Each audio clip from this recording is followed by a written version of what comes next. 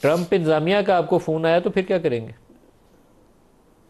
बहरहाल इसमें बहुत बड़ा अगर है, फ़ोन अव्वल तो आएगा नहीं, लेकिन अगर आया भी तो हुकूमत जो है वो उस सूरत हाल में जो है वो जो मुल्की मफाद में होगा, मुल्क के बेहतरीन मफाद में जो है वो फ़ैसला करेगी। इससे पहले ऐसी मिसालें मौजूद हैं कि पाकिस्तान की हुकूमत ने पाकिस्तान पे उन वक्तों में बरसर इक़्तिदार जो भी पॉलिटिकल या अदरवाइज जो भी लोग थे, और ख़ास तौर पे इससे बड़ा और दबाव क्या हो सकता था जब एटमी धमाके थे, तो उस वक्त भी PMLN की गवर्नमेंट थी और PML की गवर्नमेंट ने कौमी मफाद में फ़ैसला किया और एटमी धमाके किए अमेरिकन सर प्रेसिडेंट लेकिन आप राना साहब वो एटमी धमाकों को इससे कंपेयर ना उसके करिए। बाद भी फिर फ़ोन आए, धमाकों में पूरी कौम एक पेज के ऊपर थी। लेकिन नवाज शरीफ की रिहाई की आपको मिसाल देना चाहूँगा। नवाज शरीफ की रिहाई के लिए दबाव मौजूद था, उसमें सऊदी अरब से भी दबाव आया, साद हरीरी आए पाकिस्तान में, पैगाम रिसानी उनके ज़रिए हुई और फिर नवाज शरीफ को यहाँ से अटक किले से छोड़ दिया गया और वो सऊदी अरब चले गए। तो ये चीज़ अनहोनी नहीं है, पाकिस्तानी सियासत में इसका वजूद है। नहीं, लेकिन मलिक साहब ये फ़ैसला तो उस वक्त की गवर्नमेंट का ही था ना। तो ये फ़ैसला जो गवर्नमेंट करेगी वो कौमी मफाद में करेगी, और अगर कौमी मफाद में हुआ तो चलें, अगर अमेरिका हमसे किसी की रिहाई का मुतालबा कर सकता है तो हम भी तो उसके साथ बड़े अरसे से जो है वो किसी की रिहाई का मुतालबा कर रहे हैं, तो चलें, अगर वो हमारी बात मान लें, हम उसकी मान लें, तो ऐसा भी हो सकता है। लेकिन अरे ये तो आपने बड़ी अच्छी बात की कि जब ये आपने बड़ी अच्छी बात की। आप फिर इसका मतलब है कि इमरान खान की रिहाई को डॉक्टर आफिया की रिहाई के साथ जोड़ रहे हैं? नहीं, मैं इसको इस बात से जोड़ रहा हूँ कि अमेरिका जो है, आपका ये सवाल है कि अमेरिका कहेगा कि इमरान खान को रिहा कर दो। हम भी तो किसी की रिहाई के लिए अमेरिका को कह रहे हैं ना, बड़े अरसे से कह रहे हैं, रिक्वेस्टें भेज रहे हैं। आज तक हमारी किसी रिक्वेस्ट का उसने जवाब नहीं दिया। तो चलो शायद इस बहाने जो है वो इस बारे में बात शुरू हो, और अगर बात शुरू हो तो अगर इस तरह से हो जाए, ये मेरी ज़ाती राय है, इसमें मैं हुकूमत या पार्टी की राय शामिल नहीं करता, अगर ऐसा हो जाए तो मेरी ज़ाती राय में तो कोई जो है वो कोई इतनी बुरी बात नहीं है। इमरान के बदले में डॉक्टर आफिया, वैसे कमाल की तजवीज़ दिया राना साहब आपने। बहरहाल अगर बात होती है तो ये मेरी ज़ाती राय है, अगर आपको पसंद आई है तो मैं समझता हूँ कि शायद मेरा ख्याल जो है वो दुरुस्त है। मेरे ख्याल में डॉक्टर आफिया को भी रिहा हो जाना चाहिए, इमरान को ट्रांसपेरेंटली इस प्रोसेस से आगे गुजरना चाहिए। लेकिन ये जो एक्सचेंज है आपकी, ये थोड़ी सी मुतनाज़ा है। मैं तो इसके ऊपर थोड़ा सा हैरान हुआ, क्योंकि आपने एक्सचेंज उससे की है जो बराह रास्त जिनका आपस में ताल्लुक़ नहीं बनता।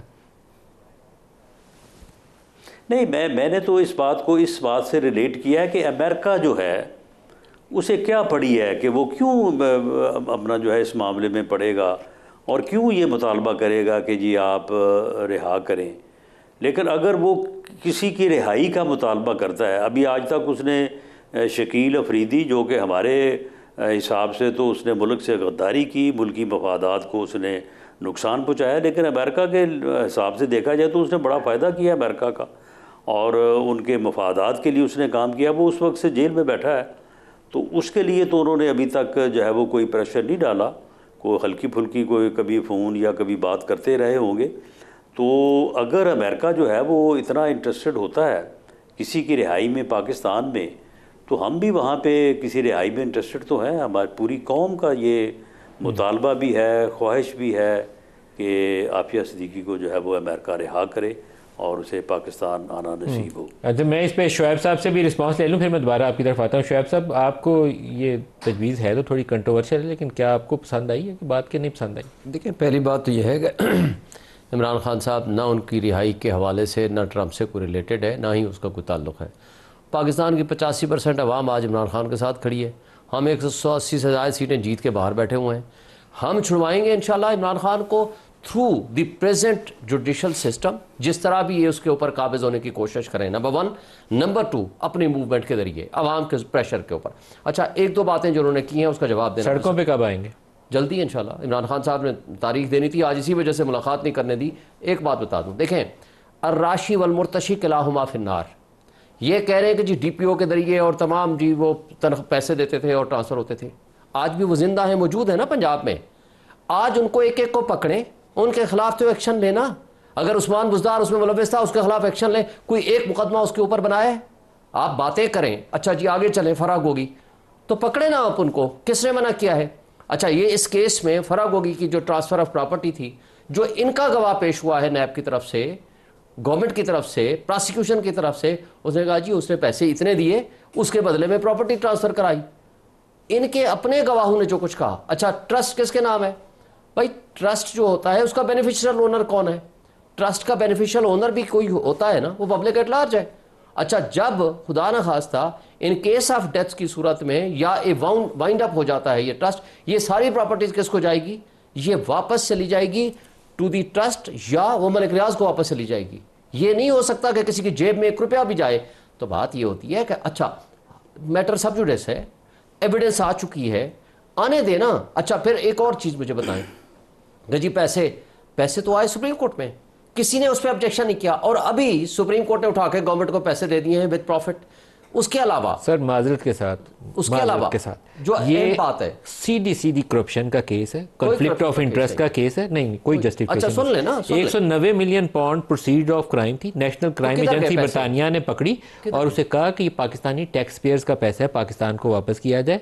आपने जो जुर्माना होया हुआ था मलिक रियाज को, उसके अगेंस्ट उसको 190 मिलियन पाउंड एडजस्ट करा दिया। इससे ज्यादा बड़ा नहीं माजरत, ये आपकी हुकूमत ने गलत फैसला किया। सुन ले धोखा दिया इस कौम को कैबिनेट ने, और वो जो कैबिनेट के लोग थे उनको पकड़ा जाना चाहिए। सुन लेना नदीम साहब, पहली बात तो ये है कि वो पैसा आप किधर है? पैसा आपने किस तरह दे दिया सुप्रीम कोर्ट को कि मलिक रियाज के जुर्माने में एडजस्ट कर दो? सुप्रीम कोर्ट में पैसा जो मौजूद था, उसको साकिब निसार को तलब करना चाहिए, उसको बुला के उसको विटनेस बॉक्स में खड़ा करें। यही बात है। For the time being we presume कि ये गलत जमा हो गया, वापस हो गया ना। अरे वापस आपकी मेहरबानी से थोड़ा जमा हुआ, सुप्रीम कोर्ट ने दिया ना। सुप्रीम कोर्ट ने दिया क्या? वो जिन्होंने जमा किया था उन्होंने वापस किया। उससे आगे जाए, मुझे बताएं, नई कैबिनेट आ गई 2022 में, नई कैबिनेट आई ना, उस कैबिनेट का कोई डिसीजन बता दे कि पिछला कैबिनेट डिसीजन गलत था, हम ये पैसे वापस लेकर उधर भेज राना साहब बैठे हैं ना, बता रहे हैं नहीं किया इन्होंने। मैं तो मुसलसल मुतालबा करता रहा। और तीसरी बात जो सबसे अहम है, NCA क्या और मलिक रियाज के दरमियान होने वाला एग्रीमेंट इनको कहीं पब्लिश कर दें, आपके सामने सब कुछ सामने आ जाएगा। क्यों नहीं पब्लिश करते? जो उस वक्त की आपकी इमरान खान की प्राइम मिनिस्टर हाउस में बैठे हुए एक बैरिस्टर नसीम जो एडवोकेट थे, उन्होंने उसके ऊपर दस्तखत किए हुए। आई थिंक उसकी कुछ क्लॉजेज हैं जो बाइंडिंग करती हैं कि उसको पब्लिक डोमेन में ना भेजा जाए। तो बात नहीं, उसमें यह था, दोनों के दरमियान ये तय हुआ था, उनके दरमियान NCA और मलिक रियाज के दरमियान, कि इसको अगर कोर्ट तलब करे या कोई एजेंसी तलब करे या कोई भी करे, इसको पेश कर दे, मगर ये इसको अदरवाइज पब्लिश ना किया जाए। लेकिन अब तो चूंकि मैटर कोर्ट में आ चुका है ना, अब इनको कहें कि इनकी गवर्नमेंट है ना, वो NCA का एग्रीमेंट पब्लिश कर दे, उनके दरमियान तय क्या हुआ, सारी चीजें आपके सामने नजर आ जाएंगी। आपको सारा उसके अंदर जो होने वाली क्राइम अगर है तो आपके सामने नजर आ जाएगा। है तो करप्शन है, कॉन्फ्लिक्ट ऑफ इंटरेस्ट है राना साहब, लेकिन आप ये मुतालबा कर रहे हैं कि डिटेल्स पब्लिक कर दें, तो आप डिटेल्स पब्लिक कर दें। नहीं देखें मलिक साहब, ये मामला जो है, ये बिल्कुल ये बात शाहीन साहब दुरुस्त कर रहे हैं कि ये सब जुडिस है, अदालत से जब फ़ैसला होगा तो उसके बाद ये सारी डिटेल्स के ऊपर जो है वो बात होगी। लेकिन मामला ये है कि इस तरह से यानी चतर चलाकी से एक सीधा करप्शन का केस है, गबन का केस है। आपने एक प्रॉपर्टी टाइकून का जो है वो 60 अरब रुपया जो है वो उसकी लायबिलिटी के अगेंस्ट एडजस्ट हुआ है, और उसके मुकाबले में जो है वो आपने बाकायदा कोई 8 से 10 अरब रुपए की प्रॉपर्टी ली है, वो ट्रस्ट के नाम करवाई है आपने, फरागोगी के नाम करवाई है, रजिस्ट्रियाँ मौजूद हैं, एक धेला आपने नहीं दिया, रजिस्ट्रियों का खर्चा तक आपने नहीं दिया। और अब आप कहते हैं कि जी वो ट्रस्ट की प्रॉपर्टी किधर जाएगी, ट्रस्ट किधर को जाएगा? भाई ट्रस्ट आपकी मलकियत है, उस ट्रस्ट में आपने क्यों नहीं जो है वो उस वक्त जो है वो उस ट्रस्ट के जो ट्रस्टी थे वो आप क्यों बने? खुद किसी और को बनाते, किसी न्यूट्रल किसी जो है वो यानी ऑफिस को बना देते, chief justice high court Islamabad को बना देते, किसी और जो है वो आइडेंटिटी को बना देते।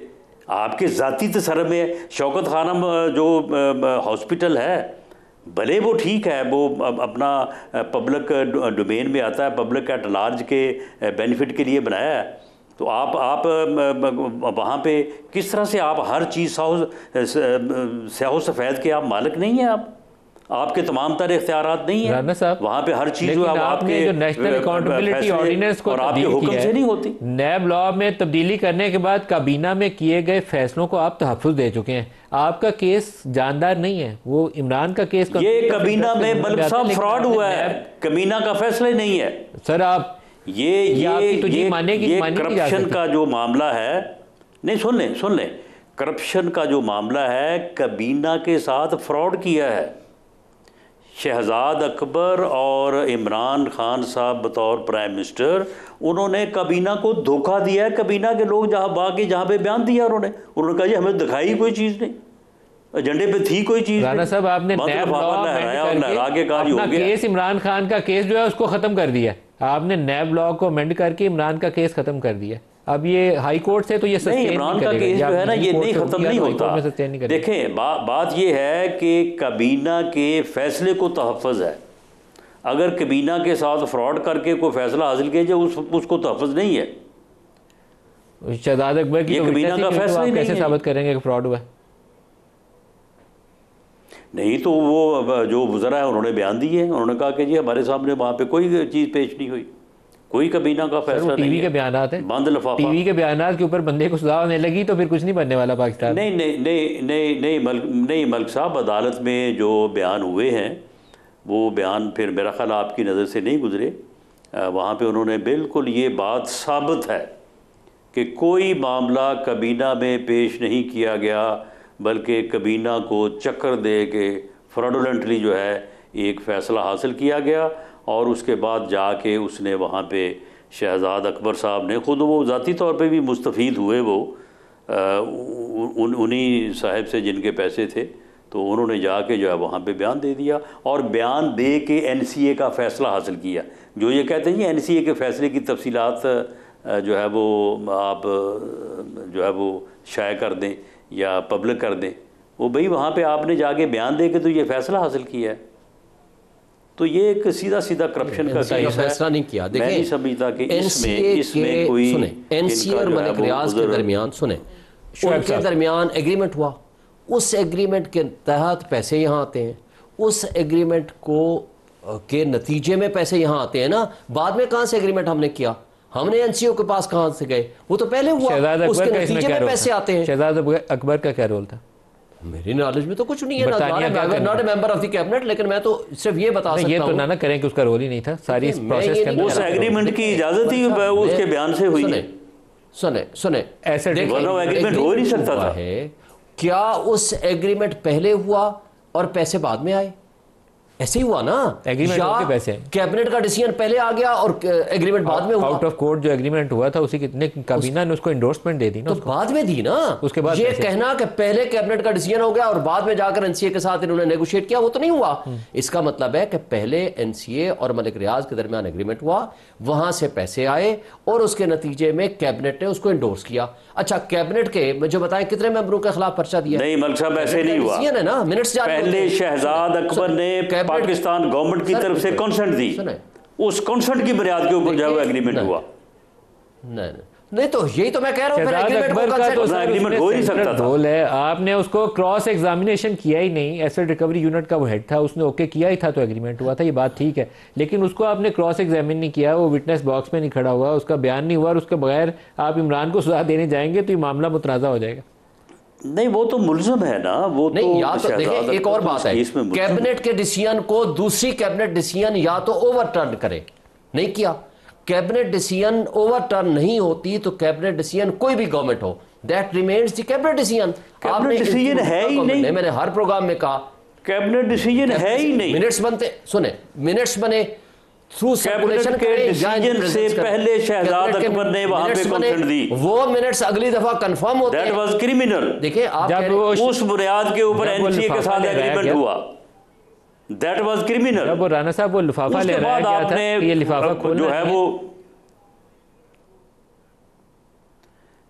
देखिए, उसमें जो तहरीर है वो बड़ी मोमल सी है। दरअसल हुआ ये कि इन्होंने सारा कुछ कर पहले लिया था, बाद में फिर इनको किसी ने समझाया होगा कि जी आप इसको कैबिनेट के थ्रू से गुजार दें तो कल को आपको जो है वो इसमें पूछा नहीं जाएगा, या आपको इसमें जो है वो डिफेंस जो है वो इस तरह से हासिल होगा। मामला ये है कि तो पहले शहजाद अकबर ने on behalf of Pakistan government वहाँ पे कंसेंट दी, उस कंसेंट की बुनियाद के ऊपर NCA के साथ एग्रीमेंट हुआ, और उसके बाद इन्होंने कैबिनेट के साथ जो है वो बिल्कुल एक, आप समझ लें कि कैबिनेट को बाईपास करने, चक्कर देने वाली बात है। कैबिनेट का कोई ऐसा डिसीजन नहीं है, कोई ऐसा डिसीजन नहीं है कि जी आप जाएं और जाके वहाँ पे अपना क्लेम ख़त्म करके गवर्नमेंट के पैसे, सरकारी ख़जाने के पैसे जो है कन्वर्ट कर दें उधर उसके ज़ाती अकाउंट में। कोई ऐसा डिसीजन नहीं है।